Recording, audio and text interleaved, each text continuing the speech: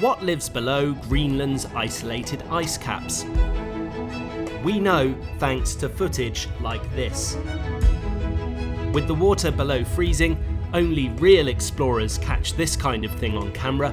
Explorers like the brave diver we interviewed for this episode. Welcome to Deep Blue Discovery.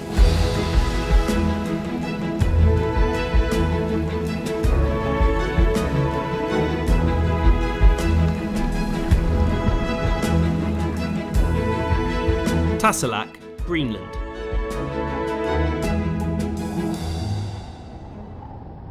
Alexander Benedict has been diving since 1998. He's also a professional camera operator and specialises in the iciest parts of the world. This is something I really like because it's totally different to other diving. Like I did so many warm water dives before in Indonesia, Philippines, and I changed to cold water diving now. That means he now dives in places like Norway, Russia during winter, and of course Antarctica. But it was this footage from Greenland that caught our eye, because it's actually rare to see the wildlife that lives in this water, and even the iceberg he was under was particularly impressive.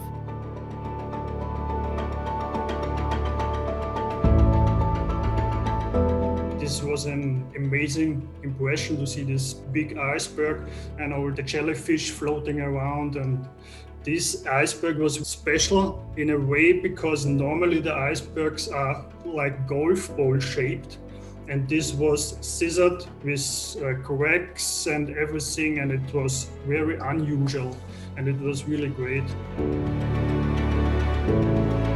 In temperatures as low as -2, Alex filmed an array of interesting creatures, including Arctic jellyfish, a skeleton shrimp, and a strange white nudibranch. It's not this big biodiversity, but you still find snails and nudibranchs and shrimps and skeleton shrimps and a lot of kelp. Sometimes also whale bones. In the water column you have a lot of jellyfish, different types, and juvenile cords on the ice itself, on the iceberg. Yeah, you were hoping for a Greenland shark, but they don't appear.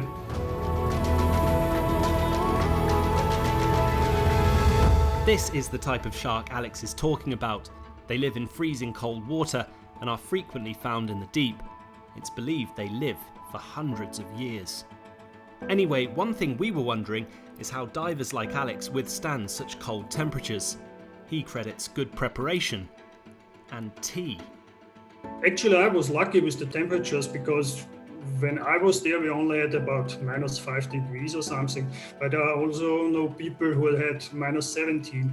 And when you a whole day out on the ice, it's getting really cold. So you have to be prepared, have a good undergarment and a warm cup of tea, and then you can get over the day.